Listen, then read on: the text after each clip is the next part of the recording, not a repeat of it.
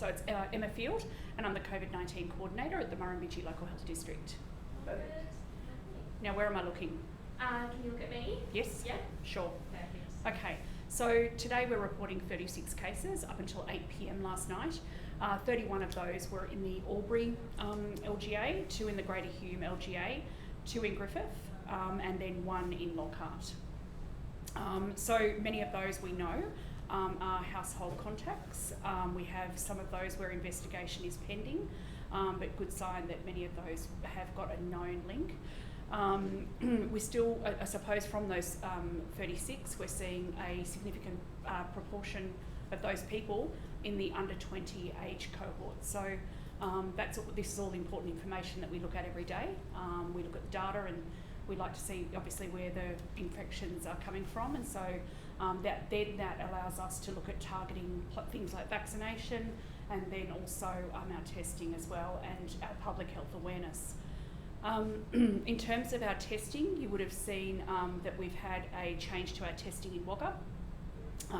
So we still have our Murray Street clinic operating, and Murray Street has a very large capacity that the number of tests that can be undertaken there, and that certainly is not at that level.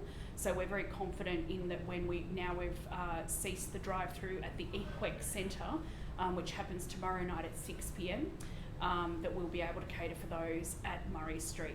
Now bear in mind that when we set up the drive-through at the EQUEX, that was after the lockdown of New South Wales and the regions. We had access, what we call, to our surge areas, and we work with our partners like local council who identify areas for us to surge up. They're great partners to work with, and that was an identified area for us to put up a drive-through clinic. And that was in direct demand for what we needed at the time when we saw that very big increase in testing. So for us, we always knew that it was not a permanent, testing facility. However, the public can be absolutely rest assured that even though we have we will be ceasing that clinic at the EQUEX Centre, we always have plans if we need to surge up for another drive-through.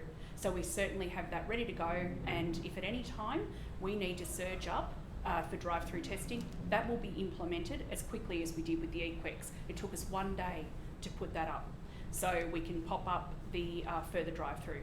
I think it's important to note too that we have a number of other providers in the town, as you know. We have another drive-through that Laverty operate at the Riverina Playhouse area around there, and they have very, very large capacity as well.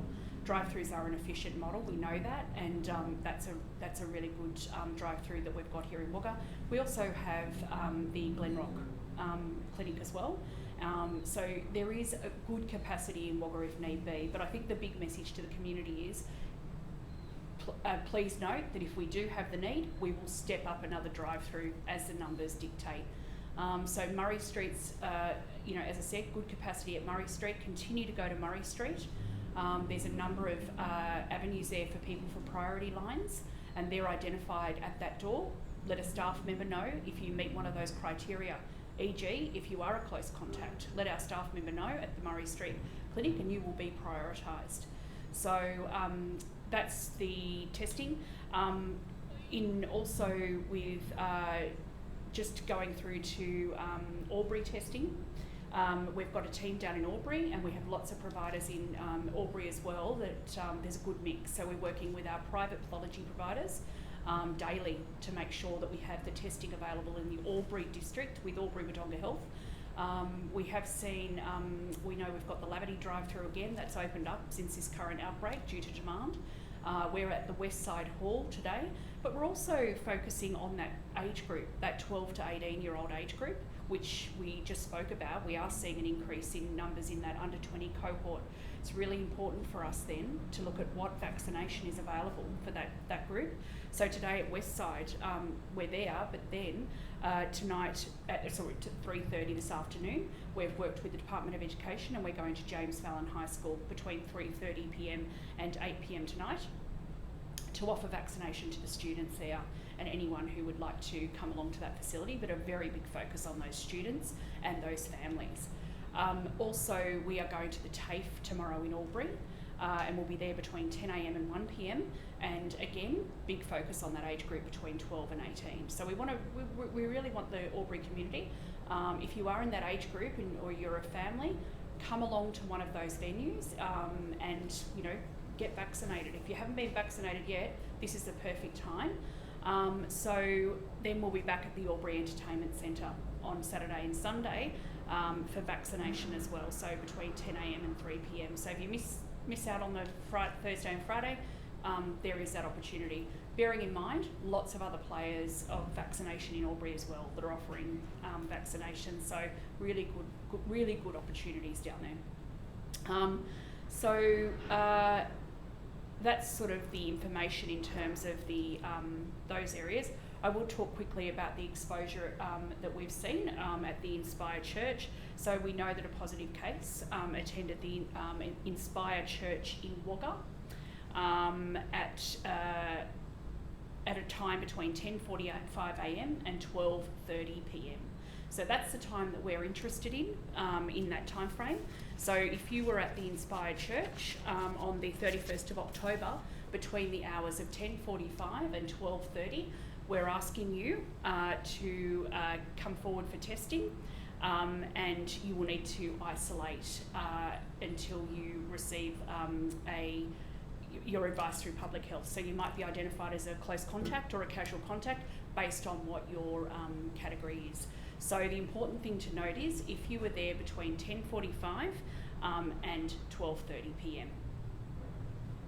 So outside of those times, people don't need to be worried. Monitor for symptoms.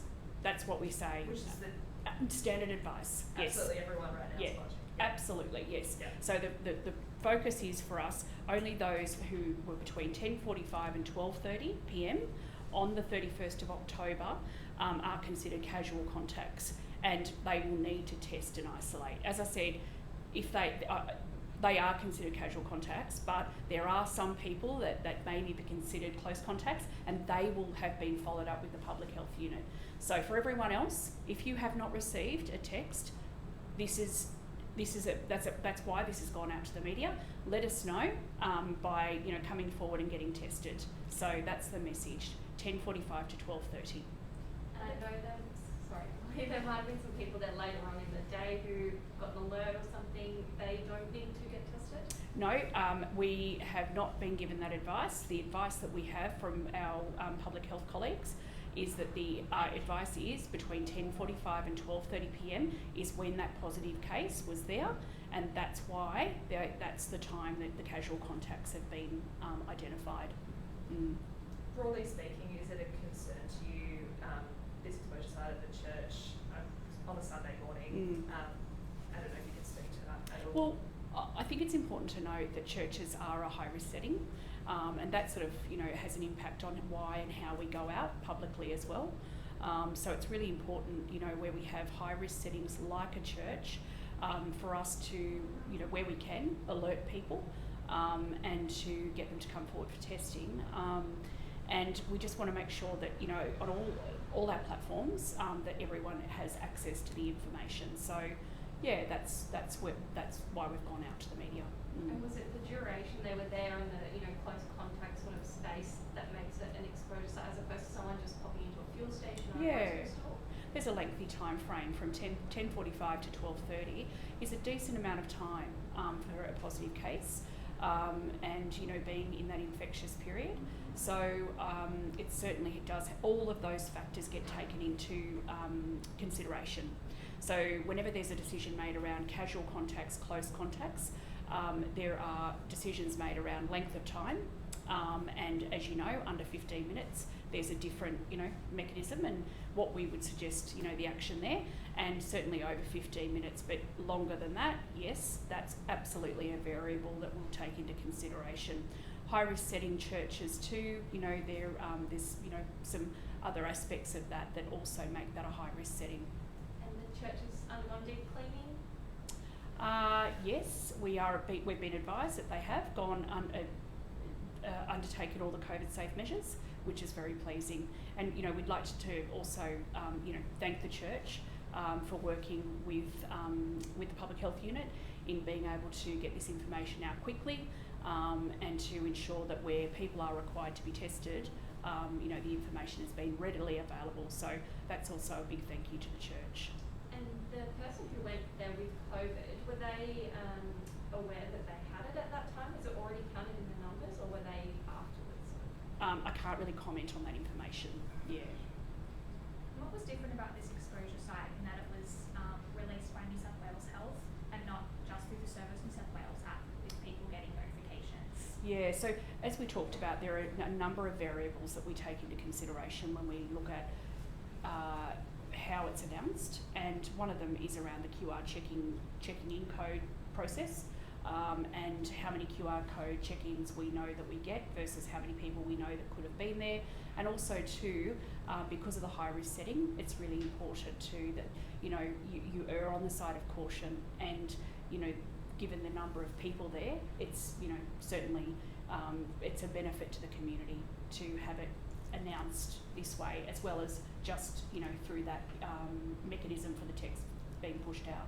Is there any guess at how many people were there based on the QR code check-ins? I can't comment on that. I don't know the answer to that one, sorry. No Yes, the worries. exact numbers, yeah. I heard there might have been a couple of cases at the Junior Correctional Centre as well, and also one at the Tumut Races.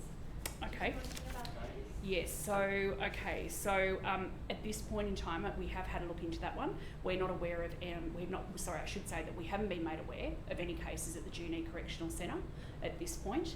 And if you do need to get that information, it's always best to go directly to Juni and ask them directly. So I would encourage you to inquire directly with Juni and see if there is any further information for that one. Obviously, the process, and we've talked about this in the past, about how we record cases, and we record cases by residential address. So every night after 8 p.m. we get a report in, and those cases are attributed by postcode. So even if they're not residing in our district, we will still have a notation saying there is a person, say from Wagga, and they are positive, and when we do our investigations, there is a process that we use.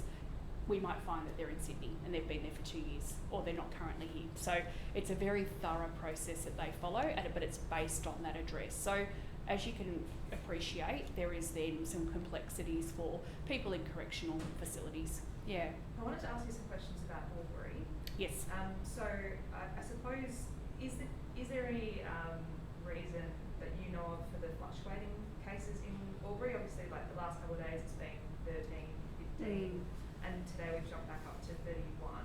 Yeah. Is there any sort of thought behind that? Well, certainly the testing, one thing that you can always jump to is testing numbers. So,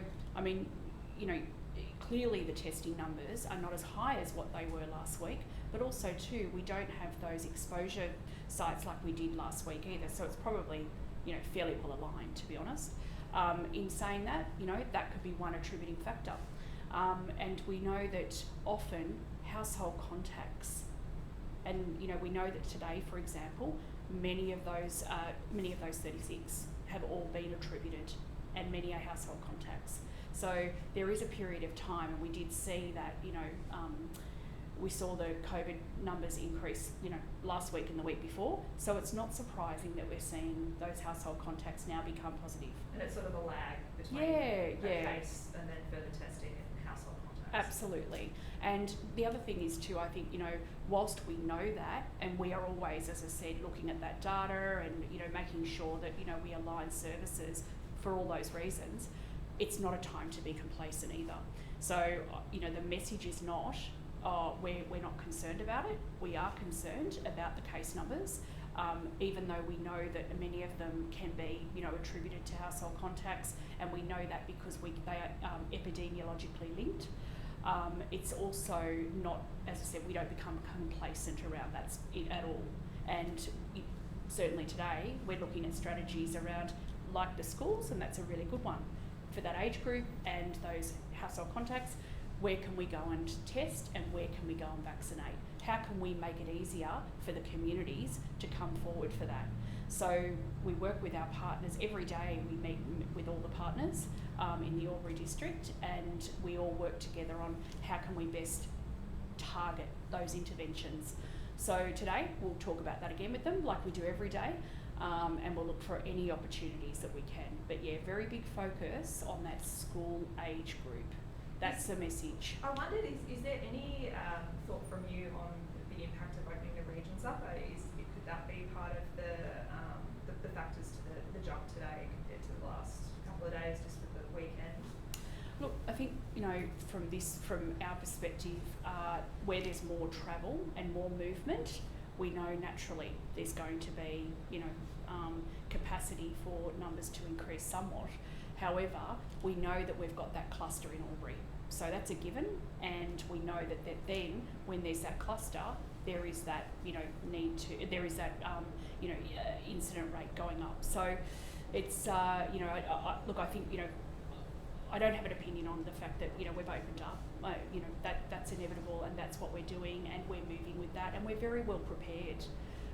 And we also have some really good strategies in place over the last 21 months now, where we're ready for this moment, in that we've got a lot of testing, vaccination, hospital flows, you know, all of this, businesses, check-in codes, and, you know, all of that is really for this moment, you know, opening up to make sure that we've got every lever in place to be able to quickly identify and trace and treat. So that's a really important message. I just have a few from Aubrey as well, just on the back of that. Brilliant. I've got a few more, so I'll see if you're covering them. Do you think perhaps the Victoria's long weekend might have seen a bit of a testing delay with the results coming through, and that's why we've seen an increase in numbers? We don't use Victorian-based pathology, so all our pathology from Aubrey comes here. So everything we do comes to Wagga, and we process here in Wagga. Or within our Murrumbidgee, we've got another lab in Griffith. So we use a New South Wales-based, you know, pathology lab. So that wouldn't be the reason. I can't speak for obviously the privates. They obviously have different flows, but certainly from our perspective, we only use our New South Wales labs, we didn't experience any delay. We have turnaround times that are reported to us frequently, and certainly that's something I'm very interested in. And if we do see a lag in turnaround times, we will remedy that. And one of the remedies we use is around couriers. So we will increase our courier to a particular area. So we're bringing in samples frequently, and then we get those tests back. So we're still, you know, having turnaround times of up to 24 hours, which I think is remarkable. And, you know, kudos to New South Wales Health Pathology and our pathology partners. And, you know, to be able to maintain 24 hours in the outbreaks that we've had is no mean feat. So, yeah, very impressive rate. Just speaking about the outbreak, Yep. I don't know if it's too early to call it, but do you think that the peak of this Aubrey outbreak we've seen it? Is the peak yet to come? Look, hard to say. I feel that, you know, at this point in time, we've got a lot of strategies in place to support it.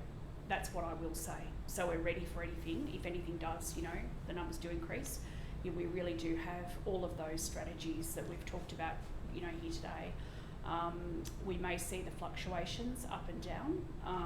And as I said today, you can see that just by the epidemiological links, you know, increasing that rate today, that you know, that it can be as simple as that. That can then, you know, increase numbers significantly. If we have families, for example, you know, that then have positive results.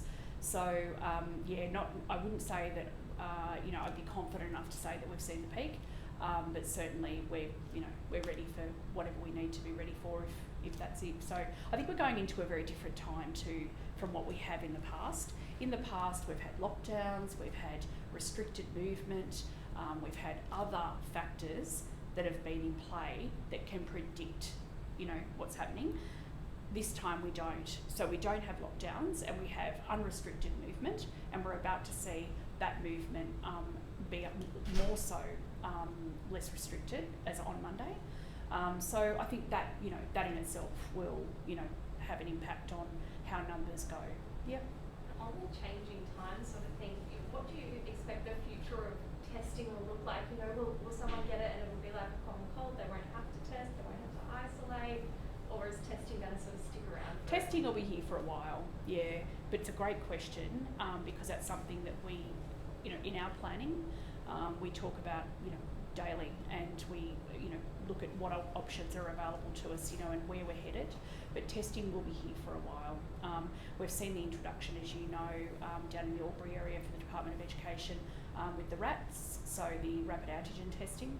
And you know, school children are using those tests, and they're a surveillance tool, which we've spoken about in other weeks, and they're a piece of the puzzle. They're not the answer by any stretch in terms of clinical management of COVID, but they provide that really important, you know, piece of the puzzle for us to be able to, you know, look at other avenues if we do have positives in that school environment. So.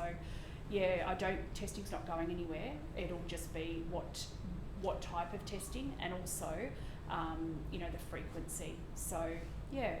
So perhaps a move more to the person do it themselves at home, in the workplace. Well, we've seen the RATs come out for sale in commercial premises in the last week, which is, you know, I think we've spoken about this over the last previous weeks, and it's just such a rapidly evolving space to see that, you know, for you can buy a rat commercially now going into Woolies or Coles, or, you know, so that would tell you that, you know, there is some now move to sort of have that personal responsibility. But certainly from a clinical perspective, from a health perspective, we're still very much focused on what we call PCR testing, which is, you know, that uncomfortable test that we're so used to now. I did want to ask you a question about the rats. I hadn't realised that it actually had started yet. I know that was alluded to last week, but have tests actually been done with school children already? Is there a start date that you can update us on? Yeah, no. So can not to like blindside you. No, that's okay. But I just don't have my. Look, what I can say is that we're not rolling it out. Yeah. So it's not a New South Wales Health managed process. So this is Department of Ed. So I would encourage you to talk with the Department of Education about the process. They will be able to give you very clear details about how it's being managed in those schools. So we know it's being rolled out by Department of Ed. The kits have arrived, we know that, and they've been distributed. So we're made aware of certain details. Our role in this is to be able to support the schools if they get what we call a non-negative rat or a positive rat. We call a positive test really a PCR that's positive. So our role is when they get that positive rat, a school child does, we're there ready to do that confirmation PCR, which that's the process. So the process is, if you get a positive rat, you cannot just go, okay, well that's the end of it. You must have a follow-up PCR test. Yeah. So our role in that is to offer that and to make sure that that's available, but also a very swift turnaround in the result, to support the schools in not having children proceed to school, and if they do have one of those positive rat results. So that's our part of that and how we'll support them. I did want to ask about I know you were alluding to the household contacts and being a part of the mix of cases today in the Aubrey numbers. Do you have a number of that 31 that are household contacts? I don't. Okay. No, I don't off the top of my head. I'm That's sorry. All right, I'm sorry. You said that many of them were. They are. household Yeah, contacts. many of them are. I can just leave it as that. And many linked. Reportable. Yeah. Yes, that's the main thing. There's two parts of the number that we look at, and one is can be linked to a known source, and the other cannot be linked and under investigation. So that today, many of them are certainly under. We know that they've been linked to a known source. Yeah. So that's a great. Thanks. Yeah, that's a really important part. Yep. Thank you. That's all right. And you mentioned before the importance of those people in the 12 to 18 age bracket getting vaccinated at Aubrey. Yes. What has the reception been like among that age group and their families? And are there any real delays aside from the fact they had that delayed eligibility? Yeah, look, it is that. It's the delayed eligibility. So it's just like any cohort that came on, and if we remember right back, 1A, 1B, 2, and they came on, you will see naturally that there is higher vaccination rates in those cohorts as they've come along. So we haven't had any concern about that age group in particular where there's any resistance. Certainly in Wagga, I can assure you, when we had the exposure here at Kildare, that was an amazing response to that age group. They came in very quickly and in very large volumes. So we certainly see where there has been exposure, a pick up in the vaccination rates, and that's why we want to be able to offer, and we are going into those schools to make it as easy as possible for these kids to come forward and their families. So they don't, if there is a barrier for distance, they can't get to one, let's take it to them. So, and that's how serious we take it when we do have these increasing numbers in Aubrey. We're very, very interested in removing every barrier possible. And how busy are you expecting the vaccination pop-up clinics to be in Aubrey? Well, we're hoping that they're going to be busy. We've certainly got the staff there to support. We can do a couple of hundred a day. That's no drama. That's what we normally would do on an outreach clinic. So we'd hope to get that. Whether we get that, to be fair though, at this end of the year and this end of the vaccination process, because we've got really large numbers. Now remember, Aubrey has a vaccination first dose rate. I haven't got the quite exact one, but it's around 95%. I think it's about 95% at this point in time. Really high rates. Bit lower obviously in the 12 to 18, hence why we're targeting, and due to the fact that they've only just become eligible.